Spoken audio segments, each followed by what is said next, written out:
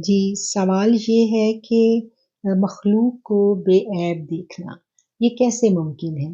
جبکہ ہمارے ارد-گرد بہت سارے لوگ پرسنالٹیز ہمیں نیگیٹو نظر آتی ہیں، برائی ہمیں نظر آتی ہے، اور اسلام کا مزاج بھی یہ ہے کہ برائی جب ہم کہیں دیکھیں تو ہم برائی کو دور کریں، جو کہ ہم دیکھتے ہیں کہ امر بالمعروف و نہی عن المنکر، یعنی بری چیز کو دیکھ کر اس کو منع کرنا اور اچھائی کا بھلائی کا حکم دینا۔ تو یہ اس چیز کو سمجھنا چاہ رہی ہیں کہ یہ کیسے ممکن ہے؟ ایک طرف تو مخلوق کو ہم بے عیب دیکھنے کی بات کرتے ہیں، اور دوسری طرف جو ہے اسلام ہمیں یہ درس دیتا ہے کہ برائی کو منع کرو۔ تو اس چیز کو سمجھنے کے لیے ہم پہلے اسلام کے مزاج کو سمجھتے ہیں۔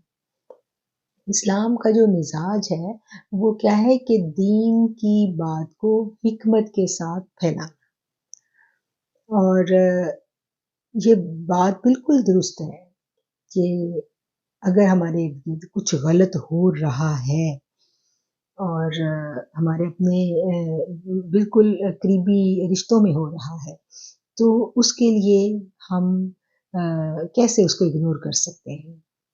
ٹھیک ہے نا؟ تو یہ واقعتاً اس چیز کو ہم سمجھیں تو یہ ایک مشکل کام ہے، اور اگر ہم اس کو دیکھ کے بالکل اگنور کریں اور منع نہ کریں تو تب بھی مشکل ہے۔ اور جیسے ایک بینگ مدرس ہم دیکھتے ہیں کہ ہمارے اپنے بچے اگر غلط کاموں میں جا رہے ہیں، تو اگر ہم یا اپنے قریبی رشتے اس راہ پر گامزن ہیں، تو اگر ہم خاموشی اختیار کریں گے اور بالکل اس کو یعنی اگنور کریں گے، تو یہ بھی بات جو ہے یہ کچھ سمجھ میں نہیں آ رہی۔ وہ وہاں جہاں ہمیں بولنا ہے، ہمیں کہنا ہے، وہاں ہمیں کہنا پڑے گا۔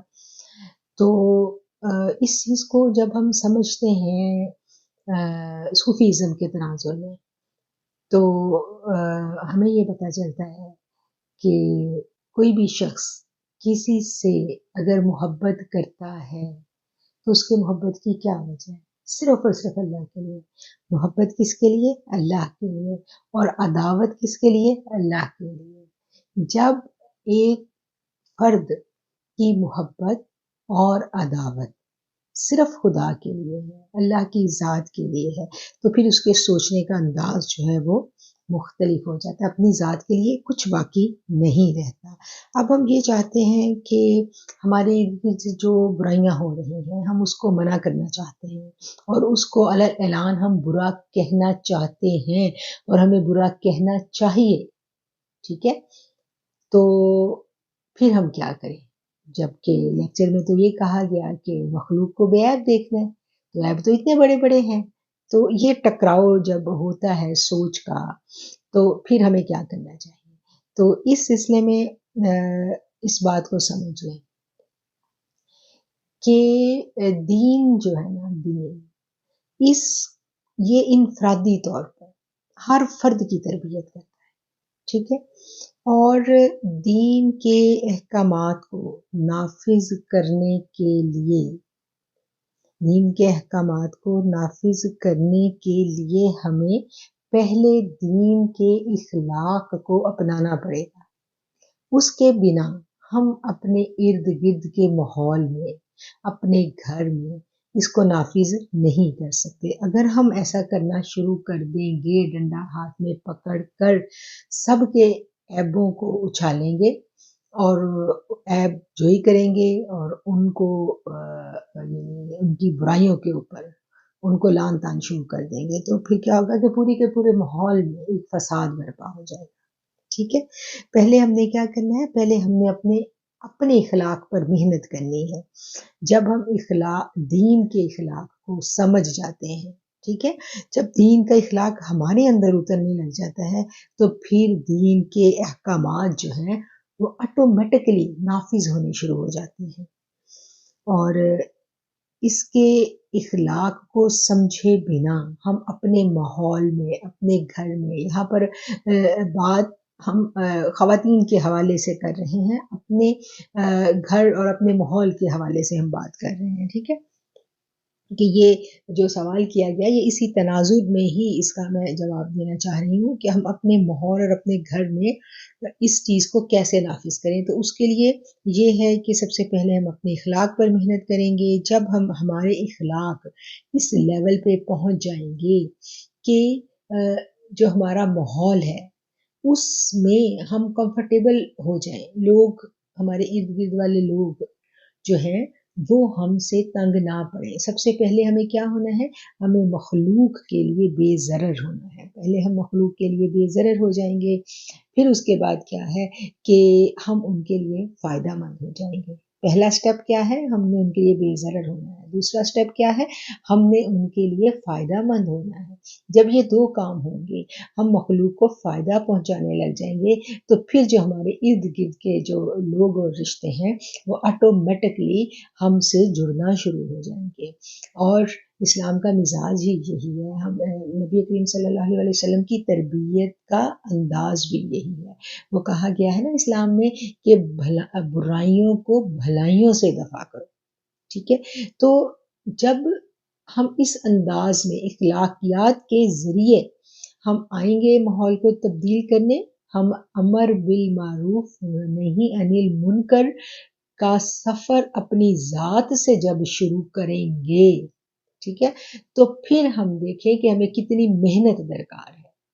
جب ہم اپنی ذات کے اوپر محنت کرنی شروع کریں گے تو پھر آٹومیٹکلی ہمارا اخلاق ہمارے ارد گرد کے ماحول کو روشن اور منور کرنے لگ جائے گا.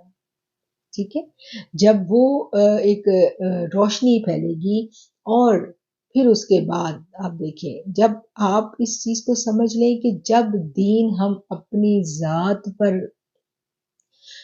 100% تو بہت بڑی بات ہے، 60% بھی ہم اپنی ذات پہ نافذ کرنے کے قابل ہو جاتے ہیں، تو پھر کیا ہوتا ہے کہ پھر ماحول میں تبدیلی آنا شروع ہو جاتی ہے.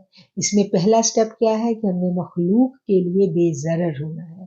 دوسرا سٹیپ کیا ہے کہ ہم نے مخلوق کے لیے سود مند ہونا ہے، فائدہ مند ہونا ہے. کہ کسی کو ضرورت پڑے تو کوئی ہماری طرف دیکھے، یعنی جھجکے نا، اس کو پتا ہو کہ یہ بندہ ایسا ہے، اگر میں اس سے اپنا کوئی غم بھی بیان کروں گی تو یہ کل کو مجھے تان و تشنی نہیں کرے گا. اگر میں اس سے کچھ ہیلپ مانگوں گی، کچھ مورل سپورٹ مانگوں گی تو یہ مجھے دے گا.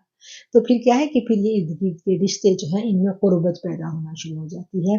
اور اس کے بعد جب یہ تعلق استوار ہو جائے محبت کا، الفت کا، تو پھر جو ہے پھر اگلا سٹیپ نہیں منکر کا، تو پھر یہ سٹیپ آٹومیٹکلی آسان ہو جاتا ہے. اور اپنی ذات پہ محنت کیے بنا اگر ہم چاہیں کہ ہم سب کو تبدیل کر دیں تو ایسا نہیں ہے. وہ ایک بزرگ کا واقعہ بڑا مشہور ہے نا، کہ ایک ماں ان کے پاس اپنا بچہ لے کے آئی تھی کہ یہ بہت زیادہ گڑ کھاتا ہے تو اس کو منع کرے. تو انہوں نے کیا کہا تھا، انہوں نے کہا تھا کہ اس کو کل لے کے آنا. تو جب نیکسٹ ٹائم لے کے گئی تو پھر انہوں نے اس کو منع کیا. تو انہوں نے اس ماں نے کہا کہ یہ آپ نے تو اس کو زبانی منع کیا ہے، تو یہی بات آپ کل کر دیتے. تو آپ نے فرمایا کہ کل میں نے بھی گڑ کھایا ہوا تھا.